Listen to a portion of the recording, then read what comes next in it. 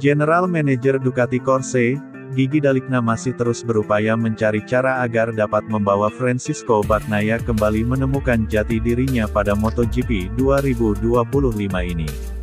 Raihan podium Bagnaia pada seri GP Spanyol kemarin memang cukup melegakan bagi Ducati Lenovo.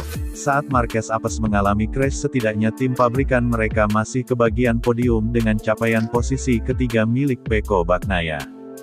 Namun Bagnaia tidak serta-merta membuat para atasan si merah Borgo Panigale semringah. Bagaimana Bagnaia menyelamatkan posisi ketiga itu sungguh cukup menyedihkan karena dia kesulitan menyalip Quartararo dengan GP25 miliknya. Gigi Dalikna bicara tentang bagaimana mereka juga ikut renyuh melihat kemunduran Bagnaia di awal musim ini. Dari musim lalu yang berapi-api menunjukkan persaingan sengit melawan Martin, kini justru membel ketemu Marc Marquez sebagai rekan setimnya. Bahkan ciri khas juara dunia 3 kali itu yang sering bisa menang pada balapan utama walau kalah di sesi sprint kini juga tidak lagi terlihat, di mana Francisco Bagnaia bahkan belum sekalipun memenangi sesi balapan sprint pada MotoGP musim ini. Sedangkan pada balapan utama dari 5 Grand Prix yang sudah bergulir sepanjang gelaran MotoGP musim 2025 ini berlangsung, Bagnaia hanya menang 1 kali, yaitu pada MotoGP Amerika, tetapi itu pun karena Marc Marquez yang berada di depannya jatuh kecelakaan.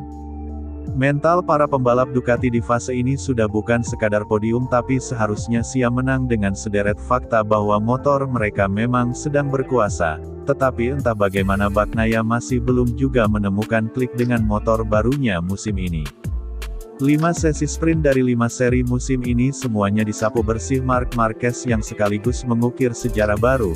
Pada balapan utama pemenangnya silih berganti tetapi masih dikuasai Marc Marquez di 3 seri lalu, Bagnaia di GP Amerika dan Alex Marquez di GP Spanyol. Pecco berada di bawah ekspektasi, pertama-tama karena sebelumnya kami selalu terbiasa untuk melihat dia tampil dengan lebih baik pada hari Minggu daripada pada hari Sabtu. Selain itu dia juga biasanya memiliki keberanian dan tekad yang dia tunjukkan setiap kali putaran pertama dimulai, terutama soal kecepatan balapan. Namun kali ini dia tidak memiliki ketajaman yang kami semua harapkan serta puncak performa yang dibutuhkan untuk membawanya kembali menantang posisi teratas. Kalau melihat dari sudut pandang kejuaraan, setidaknya dengan dia memperoleh podium ketiga kemarin itu hal yang cukup berharga untuk ditambahkan ke daftar prestasinya. Namun kita harus kembali pada faktanya bahwa bagi kami sangat penting untuk dia agar bisa meningkatkan diri lagi, kata Gigi Dalikna, sebagaimana dikutip dari moto.it.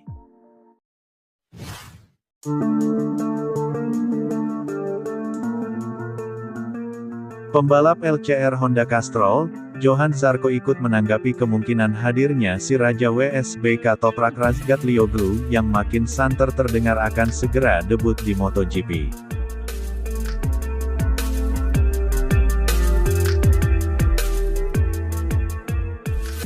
Kabar tentang Toprak Razgatlioglu ke MotoGP sudah lama terdengar bahkan sejak bermusim-musim lalu, di saat bersamaan belum ada slot kursi kosong di tim-tim utama yang berpotensi bisa menjadi milik dari Razgatlioglu.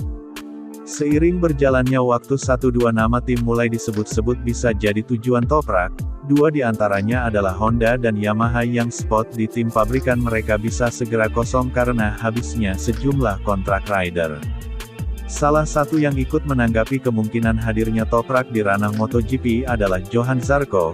Rider LCR Honda itu ikut senang bila pembalap jagoan BMW di WSBK tersebut bisa meramaikan ajang balap MotoGP. Namun Zarco juga menggaris batas dengan jelas bahwa dia tidak ingin mengalah untuk seorang debutan. Zarco memang di tim satelit tetapi dia menjadi pembalap paling bagus di Honda musim ini melampaui duo Luca Marini dan Joan Mir.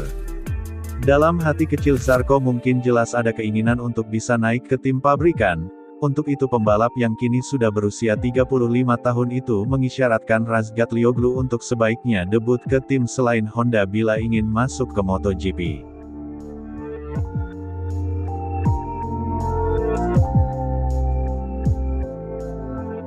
Satu hal yang jelas, saya pribadi sangat terkesan dengan dia dan apa yang dilakukannya sebagai seorang pembalap sungguh luar biasa, di mana dia telah menciptakan gaya balapan yang sangat unik bahkan hampir akrobatik. Jika dia datang ke MotoGP maka akan menarik untuk melihat apakah kita bisa belajar darinya atau dia yang belajar dari MotoGP. Namun saya tidak tahu apakah sepeda motor Honda dan Yamaha saat ini merupakan sepeda motor belajar terbaik bagi debutan. Saya memahami bahwa dia sedang mencari tempat di tim pabrikan dan dalam situasi itu dia bisa saja mengambil posisi di Honda, tapi jelas untuk peran saya sendiri saya lebih suka dia bergabung dengan Yamaha.